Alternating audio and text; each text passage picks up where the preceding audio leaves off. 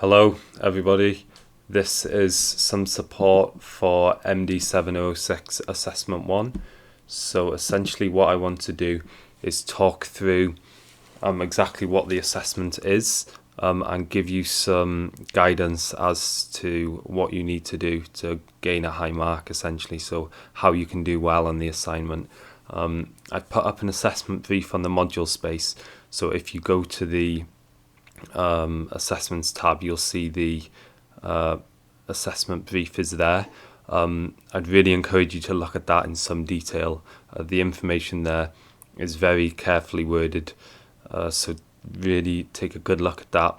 It explains exactly what you need to do for the assignments. I've got it here in front of me now, so what I'm going to do is just talk you through some of the key aspects. What do we have? Right, okay. So first off, the submission deadline. The submission deadline is June 8th, 2 p.m. Please don't submit it past the deadline, or obviously you have late penalties. Normally the situation would be slightly different because you'd be presenting this poster. So normally there would be a submission, then a presentation. That isn't going to happen this year for obvious reasons. So this year we just have the submission online. This also means that you're not going to have the opportunity to present your poster at a poster day. The way we're dealing with this is I'm asking you to record a 5 to 7 minute presentation over the poster. So in these 5 to 7 minutes, you're essentially going to be presenting the poster. You're going to be giving us a quick overview of what the poster shows. You're going to be talking around the poster. You're going to be providing context. You're going to be explaining the figures. You're going to be explaining the research. What you're not going to be doing is reading the poster.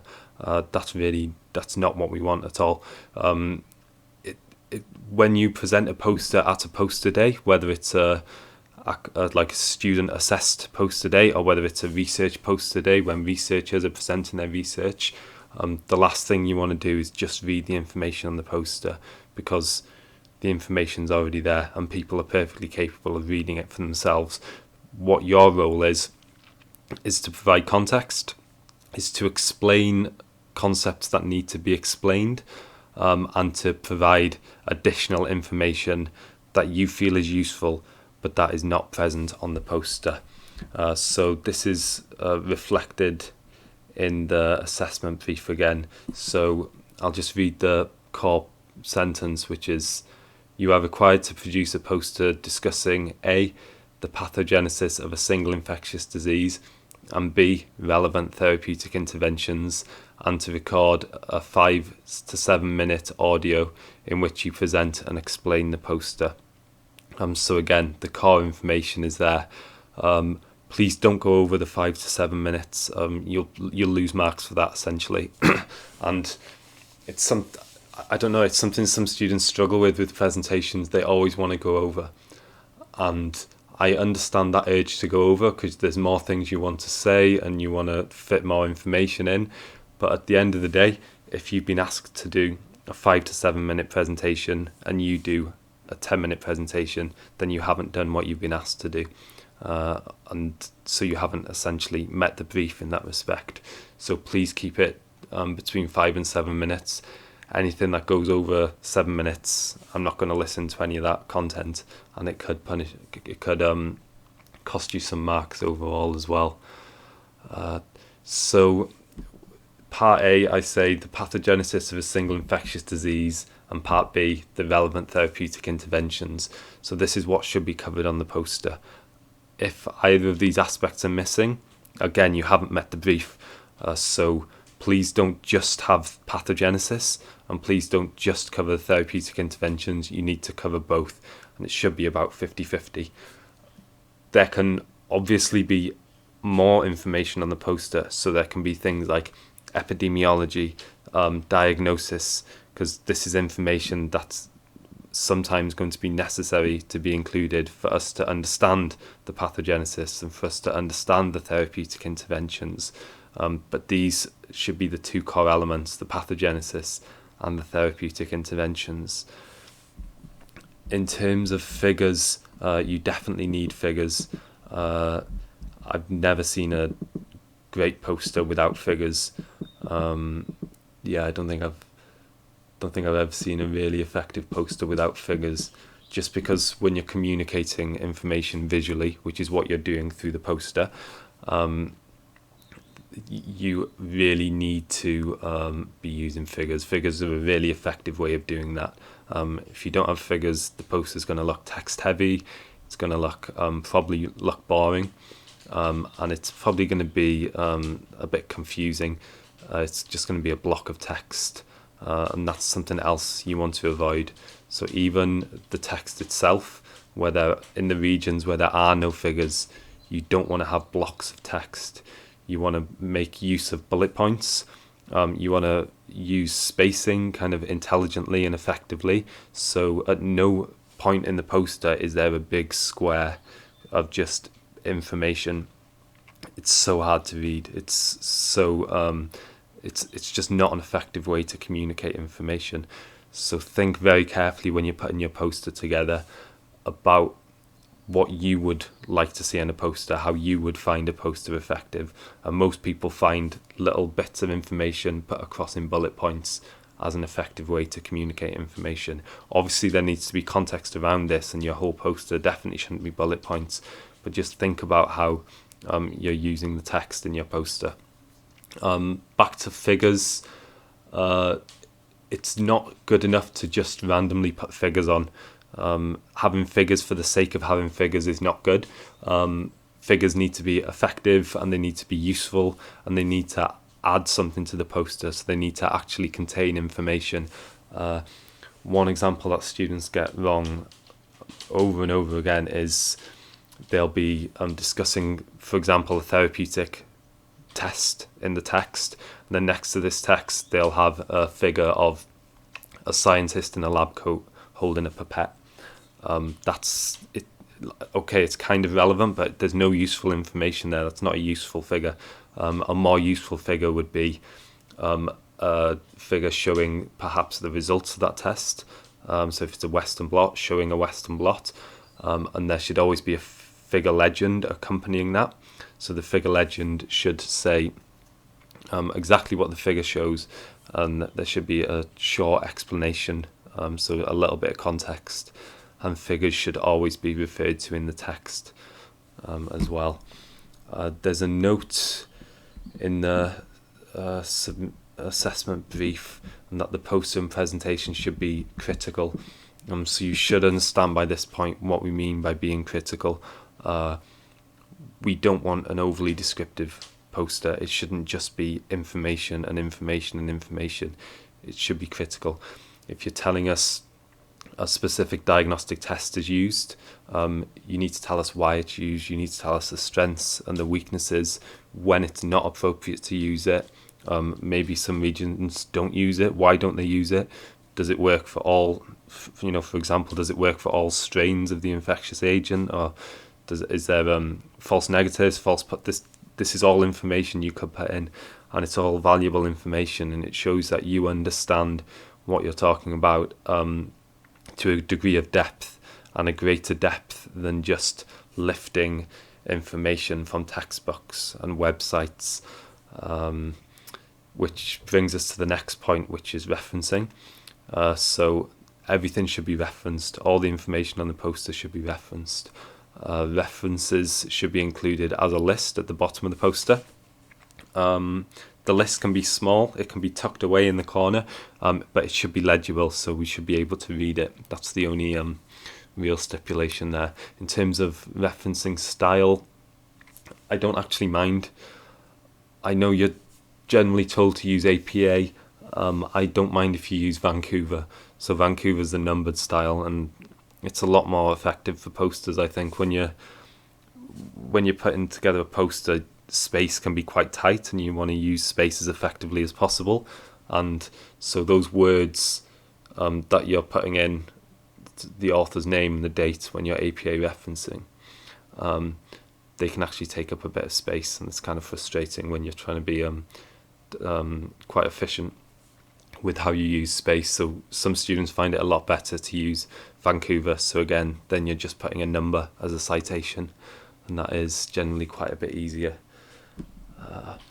So the format should be as a PowerPoint file. Again, one of the reasons why it needs to be a PowerPoint file is because this is the easiest way to record audio over the poster. So you need to make your poster as a PowerPoint file, and then PowerPoint has the ability built in for you to just record over it. So you can literally just record with whatever microphone you have straight over the single PowerPoint slide, and that single PowerPoint slide is your poster.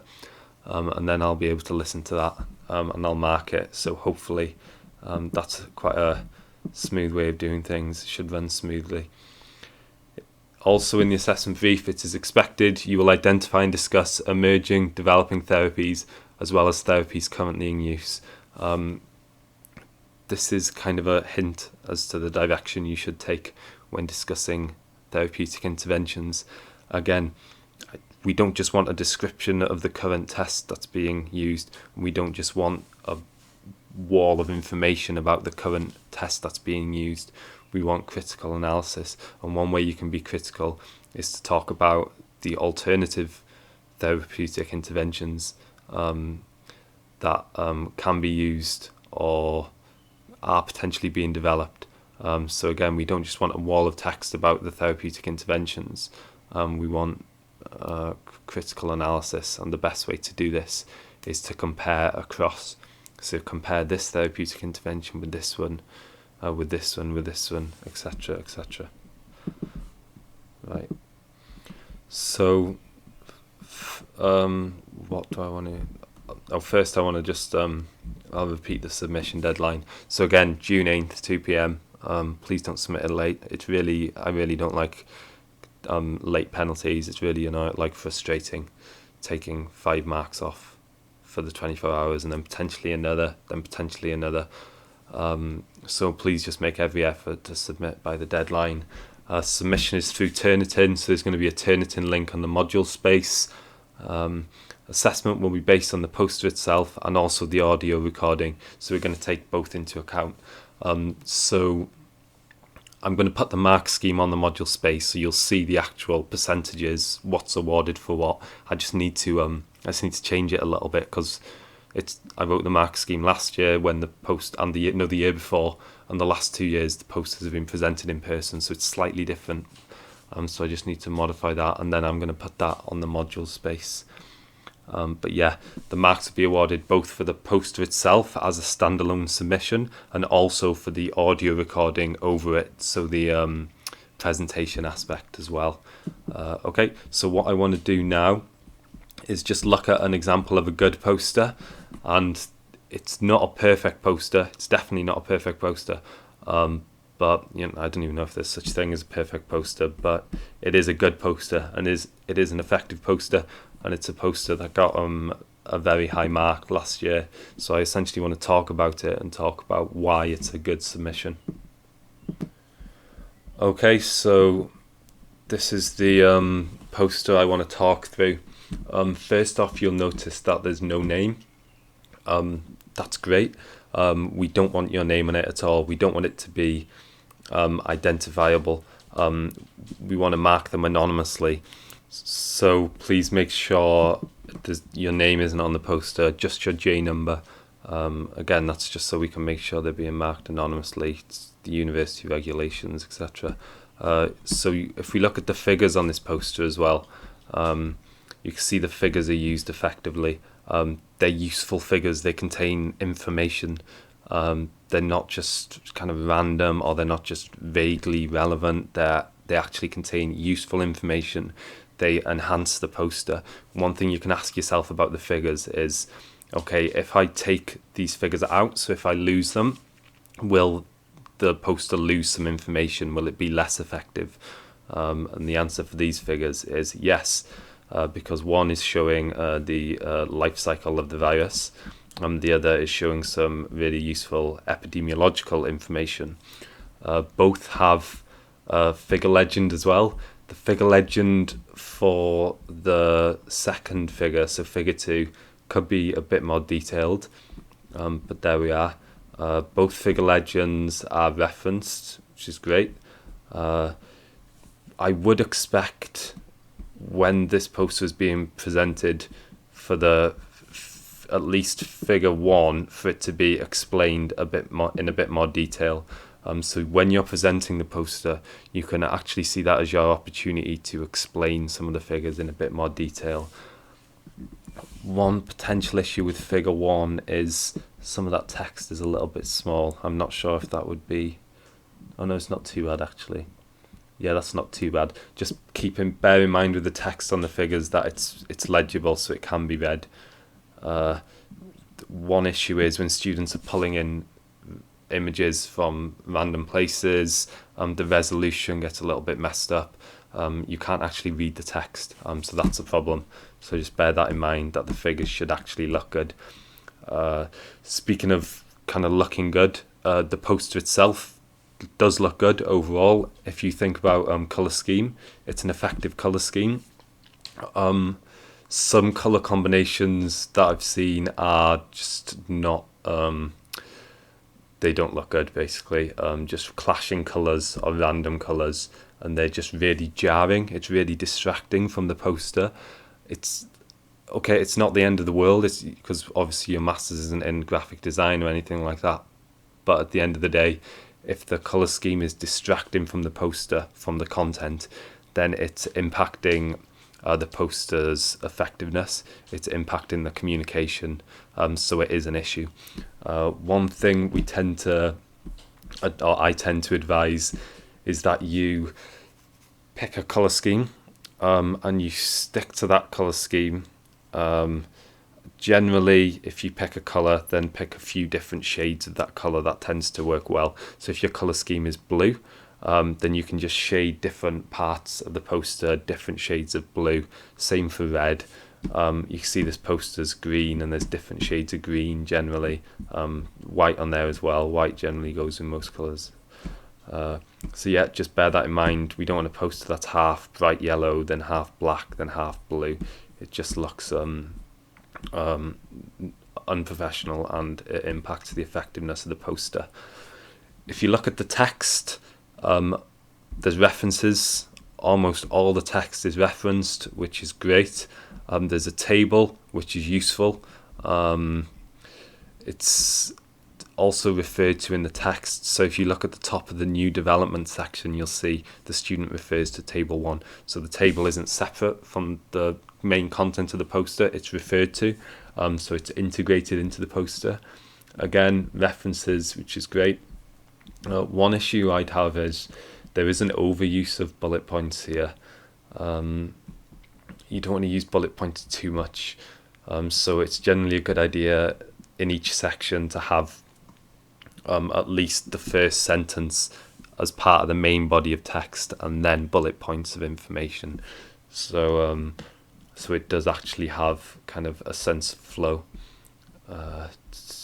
Future directions, that is really too short. There's really not enough information there. That's probably the weakest part of the poster. There's just 2 sentences there, really not good enough for masters. Even though the 2 sentences are fine and they're well written, and there's a reference there. Yeah, so that is an issue. Conclusion, increase knowledge about. So again, it really needs to be expanded. There's really not enough information there, but you'll see there is some critical analysis there. So yeah, just need a bit more information in some parts. Title, so clear title, that's good as well. Yeah, so again, this is a good poster. Could do with more information in places, but generally very effective. Layout is good. Overall, a really nice poster. So I hope that's useful, and I hope that's given you some guidance on how to produce a poster. If you have any questions or any issues, just let me know. Just send me an email. I'll reply as soon as I can. Happy to answer any questions. I know it's a bit of an unusual situation. Ideally, we'd have a 3-day module in which we're seeing each other throughout the day, so we can talk about these issues whenever they come up. But as that's not possible, you can just send me an email whenever, and I'll be happy to answer any questions. Okay, thank you.